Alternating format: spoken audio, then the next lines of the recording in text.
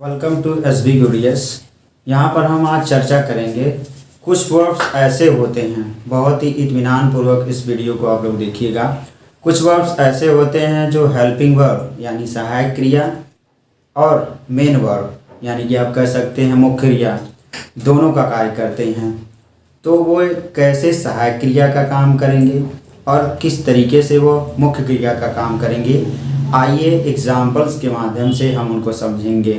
तो इसमें हम थोड़ी सी इंग्लिश भी बोलने की कोशिश कर रहे हैं। सम वर्ड्स आर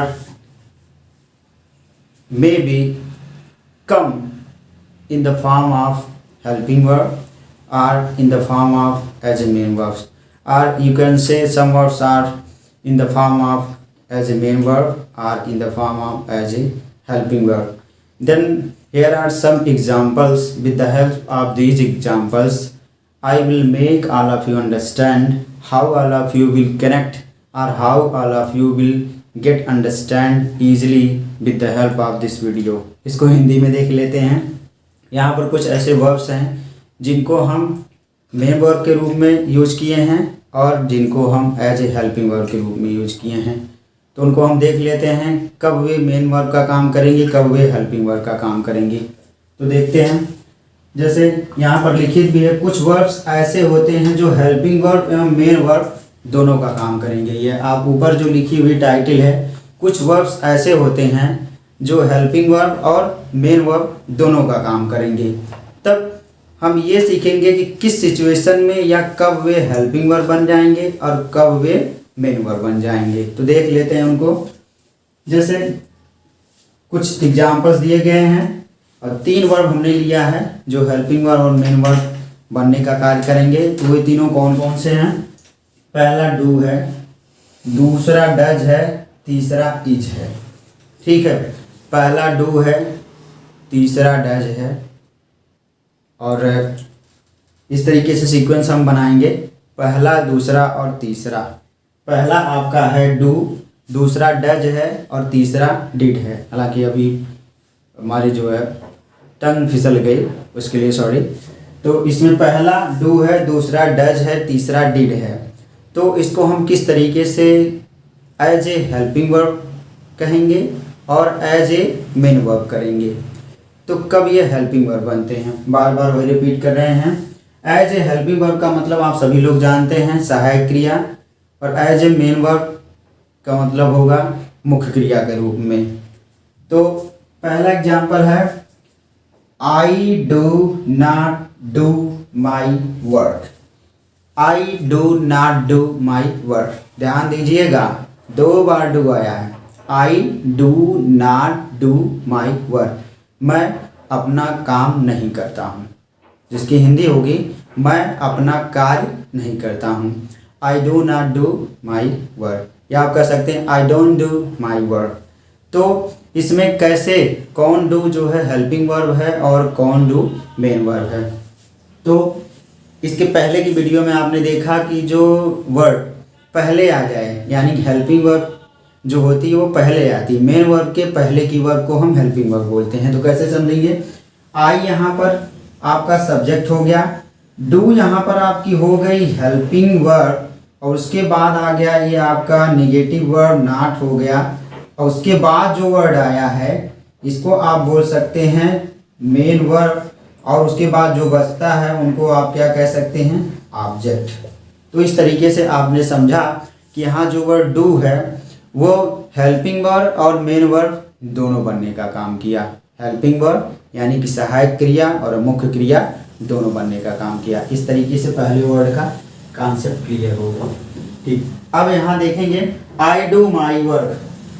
दूसरा एग्जांपल जो है, आई डू माई वर्क, मैं अपना काम करता हूँ। यहाँ पर आई क्या है? वो आपका सब्जेक्ट है। डू क्या यहाँ पर हो गया? डू एज यहाँ पर जो है मेन वर्ब हो गया। क्योंकि बार बार मैं यही आप लोगों से कह रहा हूँ कि अगर किसी सेंटेंस में एक ही वर्ब है और वो ध्यान दीजिएगा एक ही वर्ब है, बहुत से लोग कह लेंगे या इस पर टिप्पणी भी कह सकती हैं कि सर ये सेंटेंस है और इसमें एक ही वर्ब है तो इसमें तो ये वर्ब हो गई। नहीं, हमने एक चीज़ पर बहुत ही माइन्यूट ऑब्जर्वेशन करने के लिए आपसे बोला है कि अगर उसमें एक्शन वर्ड है, एक्शन वर्ड मतलब कोई शारीरिक काम होना चाहिए। अगर एक्शन वर्ड नहीं है तो फिर उसको दूसरे वर्ब का नाम दे सकते हैं आप, ध्यान दीजिएगा, रिमेंबर इट वेरी केयरफुल्ली। ठीक है, I do my work, I do my work, इसमें आई आपका सब्जेक्ट है, डू आपका मेन वर्ब है, माई वर्ब जो हो गया वो आपका क्या कहलाएगा, वो आपका सीधे तरीके से ऑब्जेक्ट कहलाएगा। ठीक है, तो इस वाक्य में देखेंगे हम, इस सेंटेंस में देखेंगे डू क्या है, डू को एज ए मेन वर्ब के रूप में यूज किया गया है, यानी कि डू को मुख्य क्रिया के रूप में प्रयोग में लाया गया है या प्रयोग में किया गया है। ठीक है, अब देखते हैं दूसरा वर्ड, इसमें she does not do her work, इसकी हिंदी होगी वह अपना काम नहीं करती है। दूसरे की बात हो रही है, does, does as a helping verb, does as a main verb. क्या हमने कहा आप लोगों से, does as a helping verb, does as a main verb. तो देख लेते हैं वन बाई वन करके। पहला, she does not do her work, वह अपना कार्य नहीं करती है। ठीक है, वह अपना कार्य नहीं करती है। ठीक है, तो इसमें सी क्या हो गया, इस सेंटेंस में सी सब्जेक्ट हो गया, और डज क्या हो गया, इसमें ये हेल्पिंग वर्ब हो गई। उसके बाद नॉट आपके सामने दिख रहा है। ठीक, फिर ये डू जो वर्ड है ये आपका मेन वर्ब का काम कर दिया। ये कौन सा कार्य कर दिया, ये मेन वर्ब का कार्य दिया। और बाद के जो बच रहे हैं हर वर्ग, इस पर सर्कल कर दे रहे हैं, जो हर वर्ग बचा ये आपका क्या हो गया, ये आपका ऑब्जेक्ट हो गया।